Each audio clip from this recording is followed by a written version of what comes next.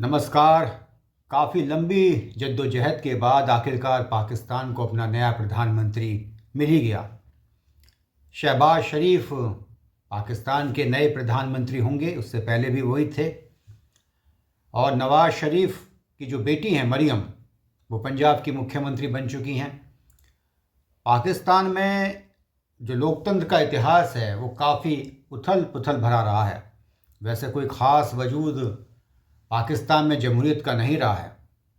पाकिस्तान का जो पंजाब है और जो हिंदुस्तान का पंजाब है, जो अब 3 हिस्सों में तकसीम हो चुका है, इस इलाके में एक वक्त में आज़ादी से पहले यूनियनिस्ट पार्टी सबसे ज़्यादा असर रखती थी। इसके जो सर्वा थे वो सिकंदर हयात खान थे। वैसे ये एक धर्मनिरपेक्ष पार्टी थी जो काश्तकार हैं उनकी ज़्यादा नुमाइंदगी करती थी। और पहली जो वर्ल्ड वॉर हुई उससे लेकर 1947 तक इस पार्टी का अच्छा खासा वजूद रहा उस वक्त के पंजाब में। वैसे ये कोई अंग्रेज़ों के मुखालिफ नहीं थी।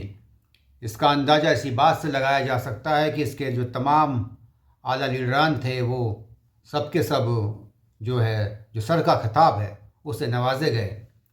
लेकिन फिर भी जब तक सिकंदर हयात खान रहे तब तक जो पृथकतावादी शक्तियां थीं उन्हें कोई ख़ास तवज्जो लोगों ने नहीं दी। जब जो प्रोविंशियल इलेक्शंस हुए 1937 में, उसमें तमाम जो सीटें रिज़र्व थी मुसलमानों के लिए, वहाँ पर यूनियनिस्ट पार्टी को कामयाबी मिली। मुस्लिम लीग जो है वो महज 2 सीटों पर जीत पाई। बाद में हयात और जिन्ना के दरमियान समझौता हुआ जिसका खासा नुकसान उठाना पड़ा यूनियनिस्ट पार्टी को, और आगे चलकर जिन्ना को इतनी ताकत मिली कि हिंदुस्तान तकसीम हुआ। उधर सिंध में अल्लाह बख्श सुमरो थे, वो भी एक अच्छे नेता थे। उनका जो मिजाज था वो भी राष्ट्रवादी था। लेकिन उसके बाद जो सारा जो प्रभाव है, जो तमाम ताकत है, वो सब कुछ मुस्लिम लीग ने हथिया लिया। लोग मुस्लिम लीग के दीवाने हो गए और जो इस तरह की पार्टियां थीं जिनका जो मिजाज था बुनियादी तौर पर धर्मनिरपेक्ष था, वो कहीं ना कहीं नए पत्थे में चली गई। लेकिन पाकिस्तान अपने जन्म के बाद से ही बहुत उथल पुथल का शिकार रहा है। पाकिस्तान के पहले प्रधानमंत्री लियाकत अली खान को कत्ल कर दिया गया। 1956 तक पाकिस्तान में गवर्नर जनरल का पद रहा। जिन्ना साहब के बाद 3 और गवर्नर जनरल बने और जो कॉन्स्टिट्यूशन हेड हुआ करता था वो ब्रिटेन का सम्राट और बाद में जो एलिजाबेथ सेकंड थी वो रहीं। 1956 में जो कॉन्स्टिट्यूशन हेड है वो प्रेसिडेंट माने जाने लगा। इसके बाद जो असल ताकत रही, जो ज़्यादा ताकतवर लोग वो प्रेसिडेंट ही बने। पहले इस्कंदर मिर्ज़ा, अयूब खान, याहिया खान 1971 में जो पाकिस्तान की शिकस्त फाश हुई हिंदुस्तान के हाथों, उन्हें अपना ओहदा छोड़ना पड़ा और उनकी जगह जुल्फ़िकार भुट्टो आए। दरअसल 1970 तक पाकिस्तान में जमहूरियत के नाम पर सिर्फ मजाक हुआ करता था। इलेक्शंस इनडायरेक्ट तरीके से हुआ करते थे। 1970 से पहले वैसे तो अब भी तय करती कि फ़ौज कौन बनेगा कौन नहीं बनेगा, उस वक्त तो कुछ और ज़्यादा ताकत के साथ तय किया करती थी। 1970 के बाद जो इलेक्शन हुए उसमें पूर्वी पाकिस्तान की अवामी लीग को शेख मुजीबुर रहमान की क़यादत में एब्सोल्यूट मेजॉरिटी मिली। लेकिन पाकिस्तान जो है उसके जो पश्चिमी पाकिस्तान के नेता थे, ख़ासकर जुल्फ़िकार अली भुट्टो ने इन नतीजों को मानने से इनकार कर दिया। हालांकि ये पहले इलेक्शंस थे जिसमें अवाम ने सीधे अपने नुमाइंदों को चुनकर नेशनल असेंबली में भेजा था। लेकिन क्योंकि जो अक्सरियत है वो शेख मुजीबुर रहमान की अवामी लीग को मिली और इसकी वजह से जो पश्चिमी पाकिस्तान के नेता थे वो बहुत नाराज़ हुए। इसके बाद की कहानी दूसरी है। ईस्ट पाकिस्तान में पश्चिम पाकिस्तान की फ़ौज ने जुल्म सितम की इंतहा कर दी। इसके बाद मुक्ति वाहिनी के लड़ाकों ने संघर्ष किया, हिंदुस्तान को उनकी मदद मिली और दुनिया के नक्शे पर बांग्लादेश नाम का एक नया देश पैदा हुआ। जुल्फ़िकार अली भुट्टो अब पाकिस्तान के सर्वे सर्वा बन गए। सदर से वो वज़ीर आज़म बने। उन्हें पाकिस्तानी जनता की बहुत बड़ी हिमायत मिली, लेकिन उन्होंने ना तो जमहूरियत की मजबूती के लिए और ना ही पाकिस्तान की जनता की बेहतरी के लिए कोई काम किया। उन्होंने सिर्फ जो पाकिस्तान में हिंदुस्तान मुखालिफ जहनीत वाले लोग थे उनकी भावना का शोषण किया और ऐसे ऐसे दावे किए कि हम घास खाकर ज़िंदा रहेंगे लेकिन हिंदुस्तान से 1000 साल तक जंग करेंगे, और उन्हें इस लफाजी की सज़ा भी मिली। एक वक्त उन्होंने एक बहुत ही मामूली फ़ौजी अफसर ज़िया-उल हक़ को आगे बढ़ाया, फिर उसे पाकिस्तान की सेना का अध्यक्ष बनाया, लेकिन पब्लिकली वो उसके साथ बहुत ही बदतमीज़ी से पेश आते थे और उन्हें इस बात की सज़ा मिली। और ज़िया-उल हक़ ने तमाम दुनिया की परवाह ना करते हुए जुल्फ़िकार अली भुट्टो, जो कभी उनके पैटर्न थे, कभी उनके संरक्षक थे, कभी उनके आका थे, उन्हें फांसी पर लटका दिया। इसके बाद 10 साल तक पाकिस्तान में ज़िया-उल हक़ का शासन रहा। दुनिया को दिखाने के लिए ज़िया-उल हक़ ने भी 1985 में पाकिस्तान में चुनाव करवाए।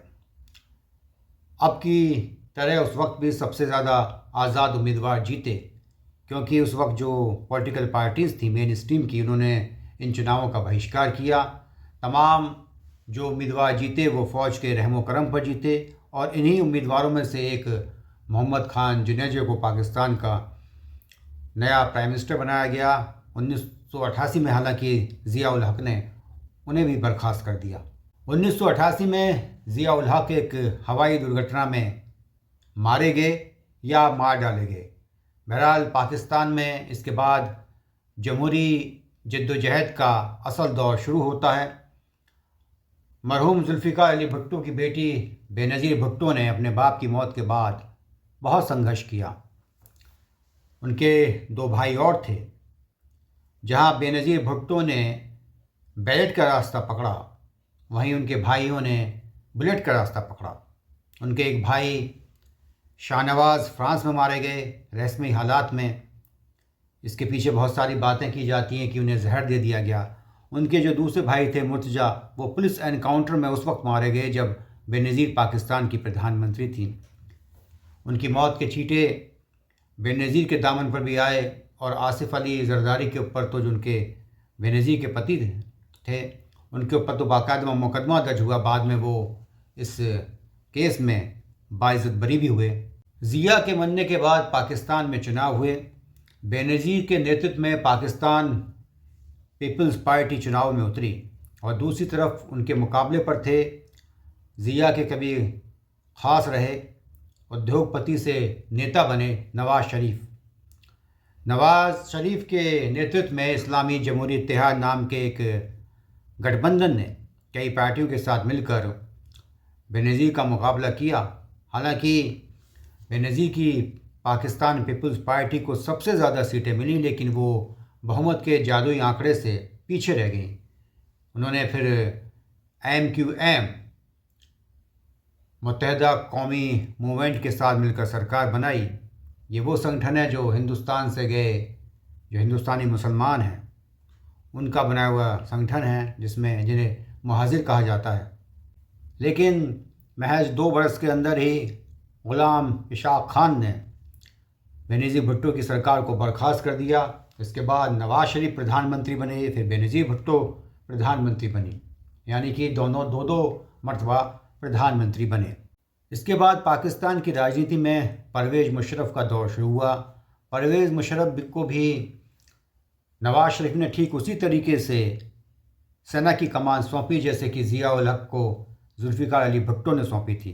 कई सीनियर्स को दरकिनार करते हुए बाद में परवेज़ मुशर्रफ ने नवाज़ शरीफ का तख्ता पलट दिया और कई साल तक पहले बतौर CEO, उसके बाद राष्ट्रपति के तौर पर पाकिस्तान की कमान संभाली।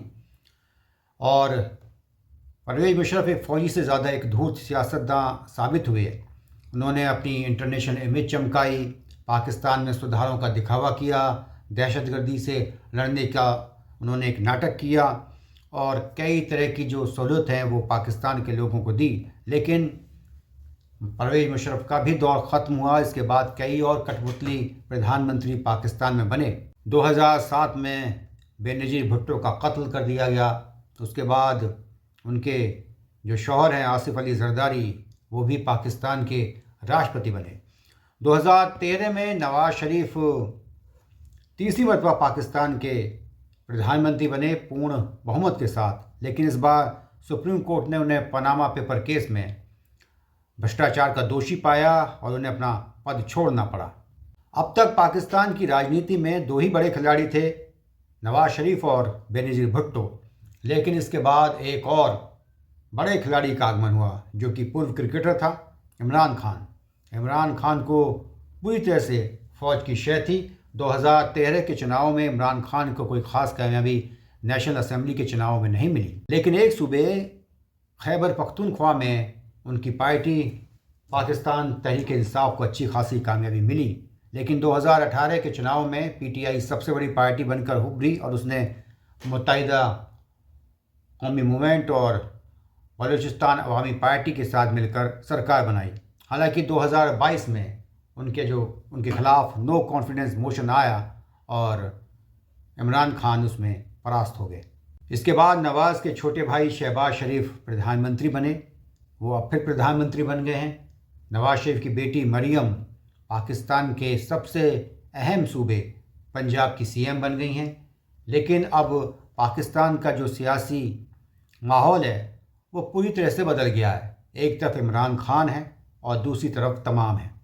2024 में नेशनल असेंबली के लिए सबसे ज़्यादा आज़ाद उम्मीदवार जीते हैं, जिनमें ज़्यादातर पीटीआई के हिमायती हैं, क्योंकि पीटीआई का जो चुनावी निशान है उसे ज़ब्त कर लिया गया, इसलिए उसके उम्मीदवारों को बतौर आज़ाद उम्मीदवार चुनाव में उतरना पड़ा।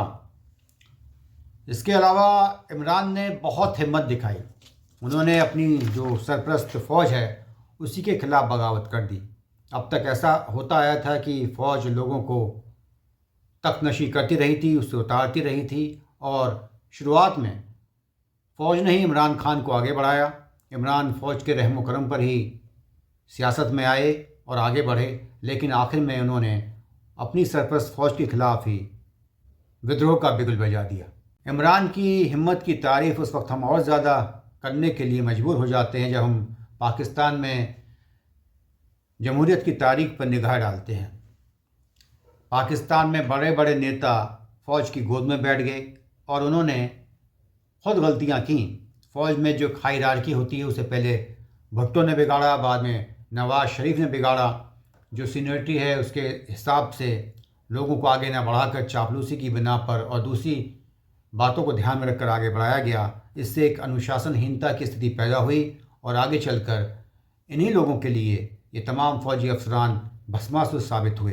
पाकिस्तान में रहनुमा ना डेवलपमेंट पर ध्यान देते हैं, ना आवाम की बेहतरी पर ध्यान देते हैं। बस वो जो एंटी इंडिया सेंटिमेंट्स हैं उन्हीं को उभार कर लोगों का शोषण करते हैं भावनात्मक तौर पर, और इसी की बिना पर वो सत्ता में बना रहना चाहते हैं। बेनज़ीर भुट्टो और उनके पिता जुल्फ़िकार भुट्टो की जो छवि है वो कम कट्टर मानी जाती थी, लेकिन हिंदुस्तान के खिलाफ जहर उगलने में दोनों बाप बेटी ज़्यादा आगे रहते थे बनिस्बत नवाज शरीफ और दूसरे जो फ़ौजी हुक्मरान थे उनके। अब शहबाज शरीफ प्रधानमंत्री बने हैं, लेकिन उन्होंने पहले ही दिन से हिंदुस्तान के मुखालिफ बोलना शुरू कर दिया है। वही पुराना राग अलापना शुरू कर दिया है कश्मीर और इस्लाम का। जब पाकिस्तान एक आर्थिक संकट के दौर से गुजर रहा है, ऐसे में सिर्फ हिंदुस्तान मुखालिफ बातें कहकर आप कैसे अवाम की बेहतरी के काम कर पाएंगे। पाकिस्तान को ही बदलना चाहिए, पाकिस्तान की सियासत को ही बदलना चाहिए, पाकिस्तान के रहनुमाओं को बदलना चाहिए। पाकिस्तान को कुदरत ने बहुत कुछ दिया है, कुदरत की बहुत बड़ी मेहरबानी रही है पाकिस्तान के ऊपर। पाकिस्तान के लोग भी अच्छे हैं हर लिहाज से, दिमागी तौर पर, खूबसूरती के लिहाज से, और तमाम जो दूसरी बातें होती हैं। उपजाऊ ज़मीन है, काबिल लोग हैं, लेकिन सिर्फ हिंदुस्तान के चक्कर में पड़कर वो अपनी तरक्की का जो गियर आगे की तरफ जाना चाहिए वो उसे रिवर्स में डाल देते हैं। हिंदुस्तान बहुत बड़ा मुल्क है, आबादी के लिहाज से, वसाइल के लिहाज से उसे हराना नामुमकिन है। इमरान खान भले ही वज़ीर आज़म ना बन पाए हों, लेकिन सही मायनों में वो आज पाकिस्तान के सबसे बड़े नेता हैं। ऐसे में ये उनका अखलाकी फ़र्ज़ है कि वो एक नई नौजवान जोश से लबरेज लीडरशिप को आगे बढ़ाएं, जो तरक्की में यकीन रखती हो, जो प्रगतिशील हो, जो हिंदुस्तान से अंधी नफ़रत ना करती हो।